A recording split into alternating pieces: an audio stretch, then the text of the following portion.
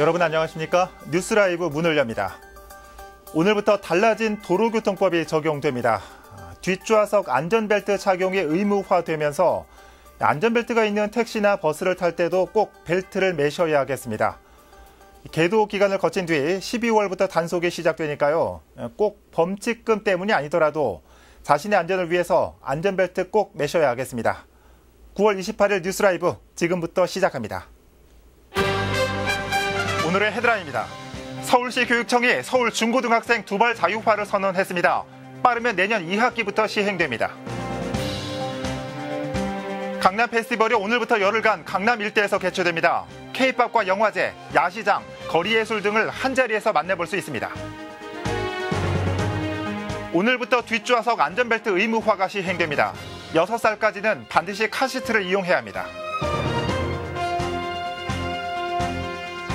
어젯밤 서부 간선도로 성산 방향 금천교 인근에서 화물차가 도로 경계석을 충돌해 운전자가 부상을 입었습니다.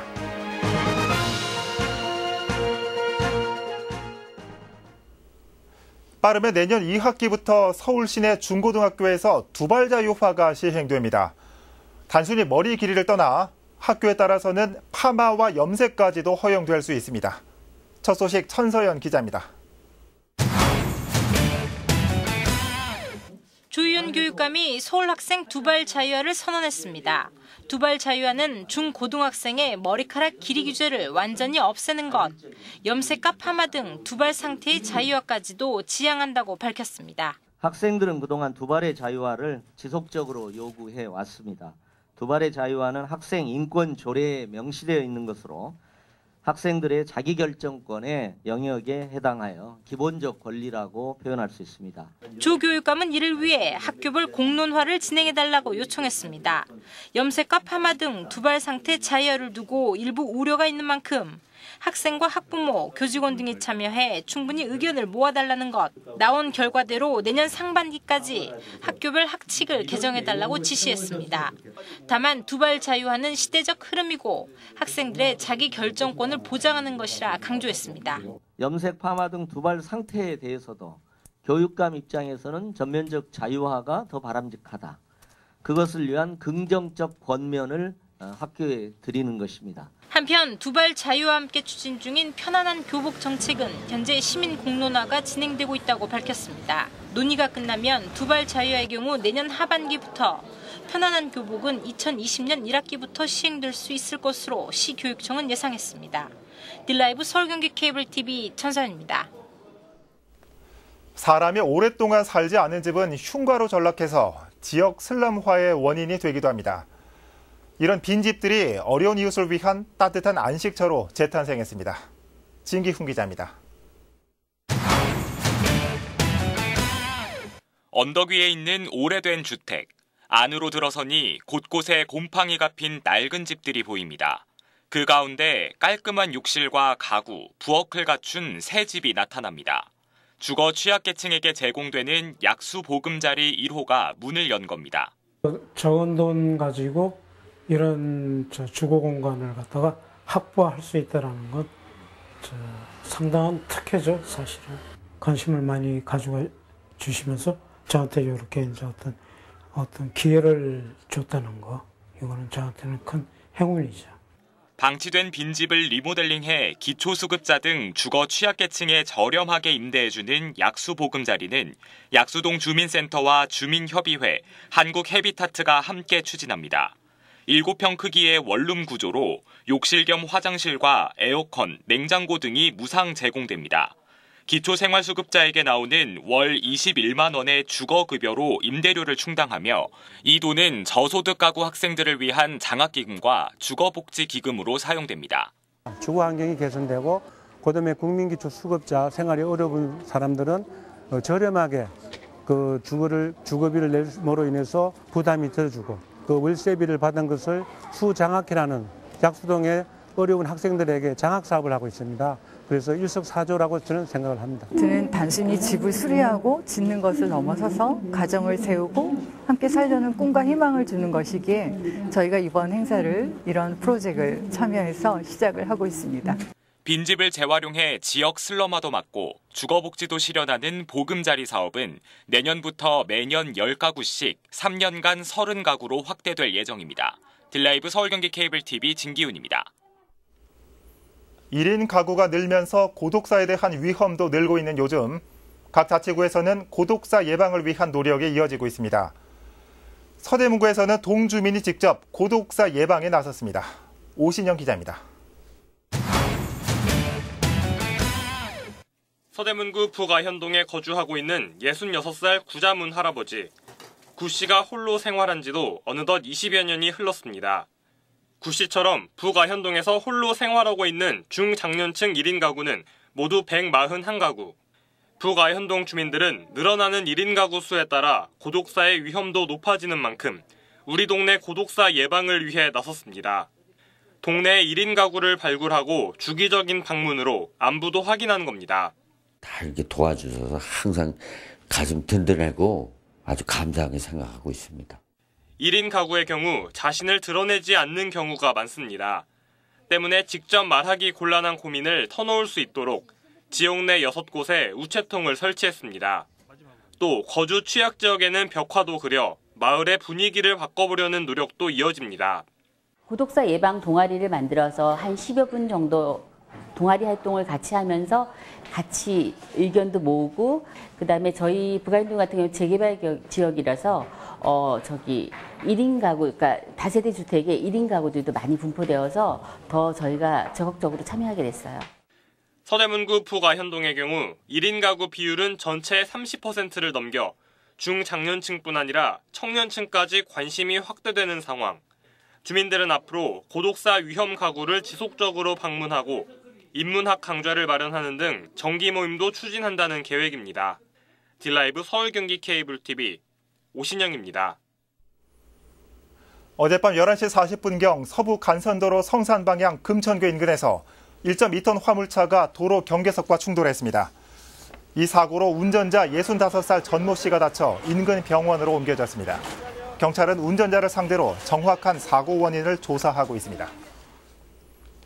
오늘부터 개정된 도로교통법이 시행됨에 따라 전좌석 안전띠 의무화가 시작됩니다. 안전띠 의무화는 고속도로뿐 아니라 일반 도로를 이용하는 모든 차량에 적용되며 뒷자리까지 전좌석 탑승자가 안전띠를 반드시 착용해야 합니다. 탑승자가 안전띠를 매지 않으면 과태료 3만 원이 부과되고 13살 미만의 어린이를 태웠을 경우에는 과태료가 2배인 6만 원으로 늘어납니다. 또 6살 아이는 반드시 카시트를 이용해야 하고 자전거 음주 운전자도 처벌됩니다. 경찰청은 2달 동안 홍보 계도 기간을 거친 뒤 12월 1일부터 본격적인 단속을 시작할 예정입니다.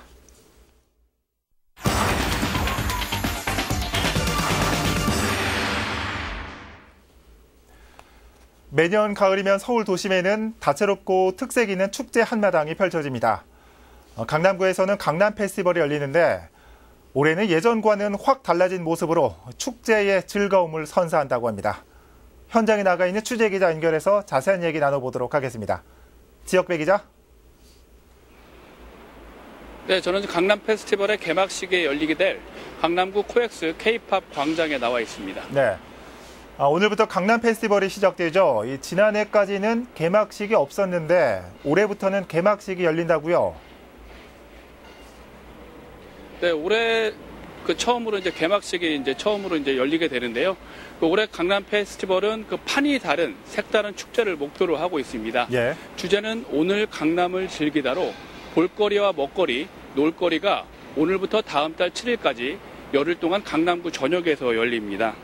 지난해까지만 해도 별도의 개막식 없이 5개의 프로그램이 이곳 코엑스 일대에서 진행이 됐는데 올해는 페스티벌의 시작을 알리는 개막식이 별도로 이곳 코엑스 K-팝 광장에서 화려하게 펼쳐집니다. 예, 강남 페스티벌 하면 강남구의 대표적인 축제죠.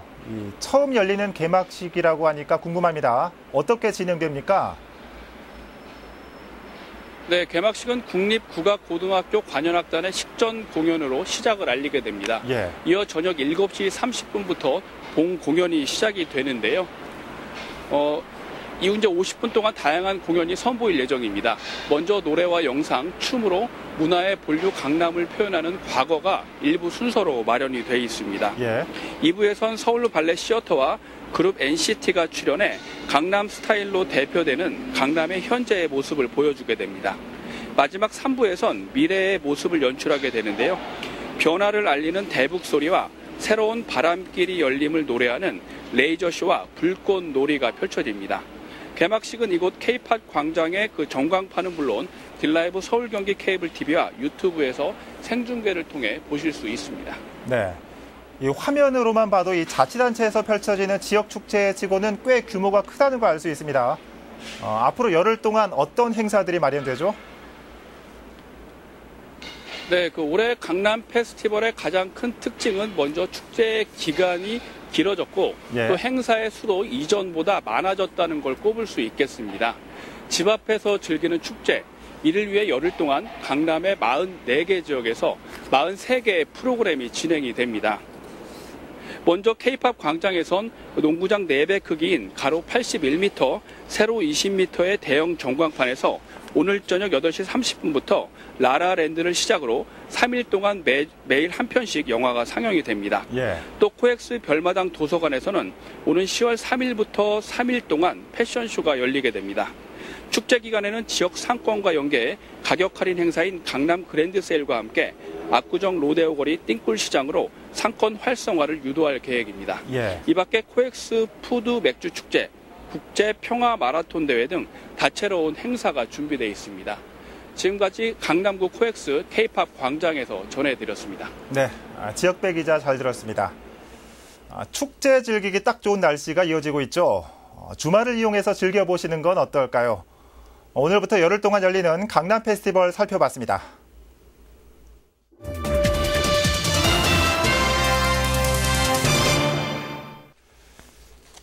금천구는 최근 안전과 환경, 이 교통 분야의 이슈로 뜨겁습니다. 가산동 흑막의 붕괴 사고, 수입차 도장 시설, 신안산선 관련 이슈에 주민들의 관심이 높습니다. 금천구의회에서 진행된 구정질문을 통해서 구청의 입장을 들어봤습니다. 엄종규 기자입니다. 시행사, 감리 등 사고 책임 소재를 물어야 된다고 보여지는데 이와 유사한 사고가 재발되지 않도록 향후 대책을. 지난달 발생한 가산동 공사 현장 흑막이 붕괴 사고 발생 20여일이 지났지만 발생 지점 주변 아파트 주민 약 4분의 1은 안전에 대한 우려로 아직 집으로 돌아가지 못하고 있습니다. 철전 원인 조사와 복구, 재발 방지 대책에 대한 주민들의 요구가 높습니다. 10월 말까지 정밀 안전 진단을 거쳐 복구 방안을 마련할 것이며 앞으로 모든 굴토공사장은 굴토 심의를 하고 심의위원회 토질 및 집안 전문가를 추가로 위촉하겠으며 장기적으로는 지역 건축 안전센터를 설치하여. 최근 환경영향평가 공람으로 밝혀진 신안산선 출입구 변경 문제와 주거시설 인근 수입차 도장시설 건립 문제도 의회에서 다뤄졌습니다. 의원들은 두 현안 모두 구민 생활에 영향을 줄 수 있는 만큼 집행부의 책임 있는 자세를 촉구했습니다. 법과 제도적으로 하자가 없다고는 하나 도장시설은 인근 지역과 금천구 전체 주민의 생존권과 환경권을 위협하고 있습니다. 출입구의 개수가 축소되었고 역사 위치도 변동이 있었습니다. 주민 간의 갈등으로 문제가 번져가고 있는 상황입니다.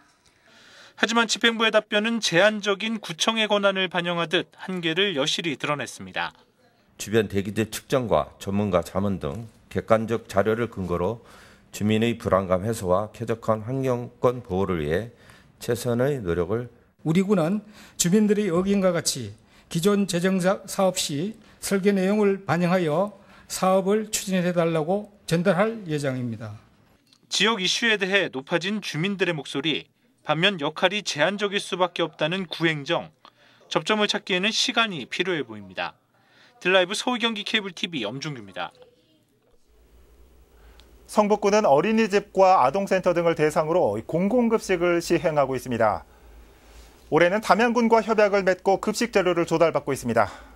안전한 급식을 위해서 식재료를 점검하고 평가하는 지킴이단도 발족했습니다. 이혜진 기자입니다.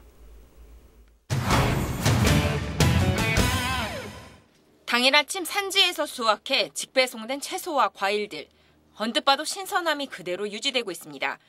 주문서에 맞게 분류된 식재료는 아침 일찍 어린이집별로 배송되고 당일 급식에 사용되고 있습니다. 성북구가 어린이집과 아동센터 등을 대상으로 공공급식을 시작한 것. 담양군과 협약을 맺어 제철 과일과 친환경 채소를 공급받아 매일매일 어린이집에 배송해주는 시스템입니다. 안전하고 신선한 식재료를 제공받을 수 있는 만큼 어린이집의 만족도도 높습니다.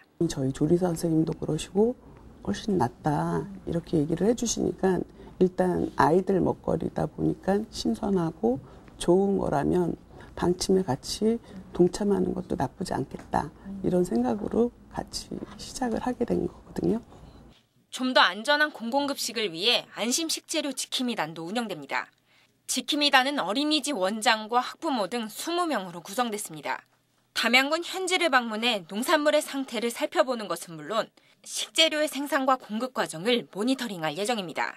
보통 이제 공공급식을 받는 시설에 있는 시설장님들이나 거기 종사하시는 분들로 구성이 돼 있고 이제 이분들은 이제 산지라든지 우리 그 유통 체계에 직접 가셔서 이 먹거리가 안전하게 생산이 되고 유통이 되는지 그런 경로를 확인하게 된 사항입니다. 현재 성북구에 위치한 어린이집과 아동센터 330곳 중 30%가 공공급식에 참여하고 있습니다. 성북구는 앞으로 관내 모든 어린이집이 공공급식을 통해 식재료를 공급받을 수 있도록 사업을 확대해 나간다는 계획입니다. 딜라이브 서울 경기 케이블 TV 이희진입니다. 사시사철 나비를 구경할 수 있는 나비정원이 노원구 불암산에 문을 열었습니다. 서울시 보호종인 산제비 나비를 비롯해 2천여 마리가 방사됐습니다. 박산화 기자입니다.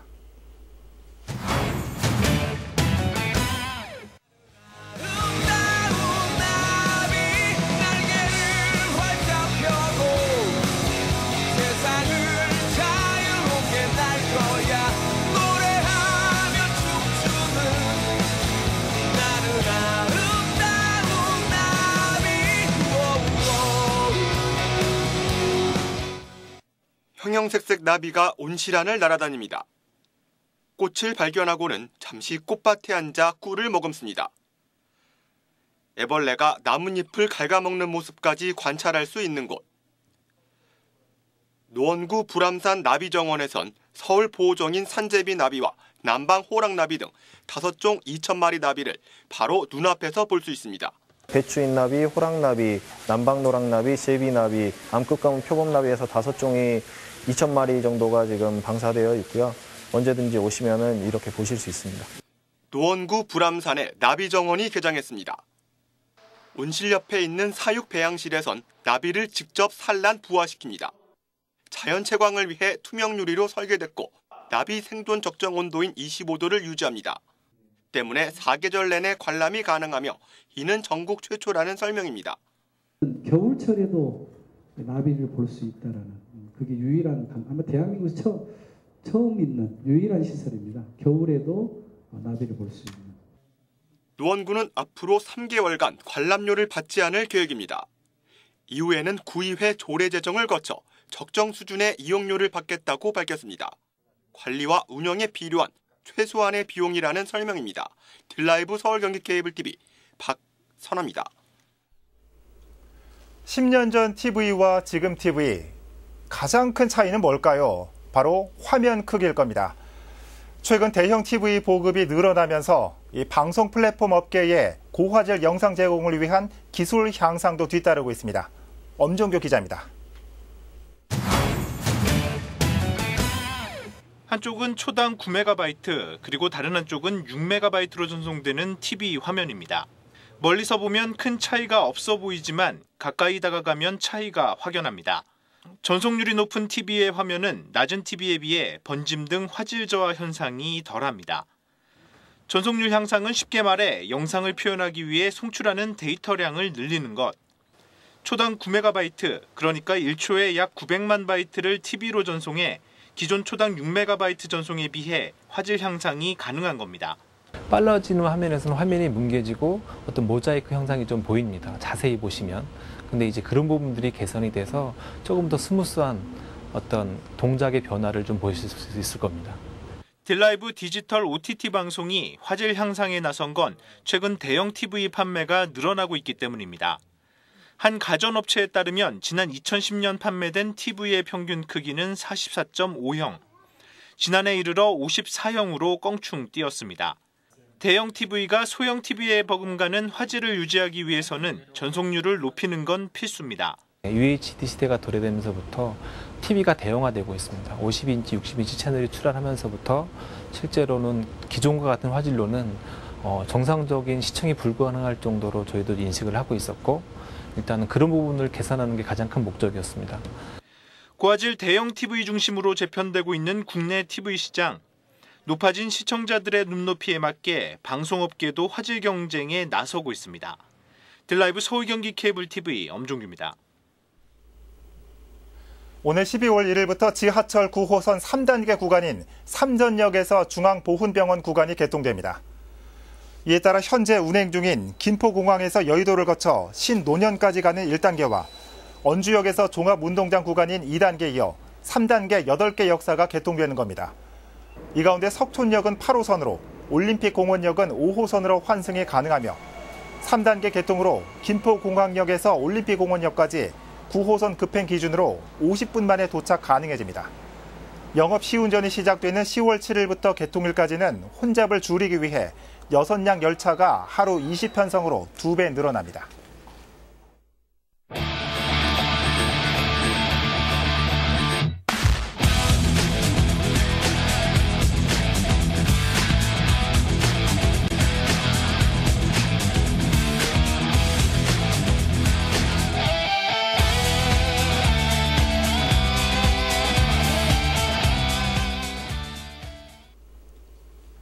서울시 교육청의 두발자유화 소식 오늘 전해드렸죠.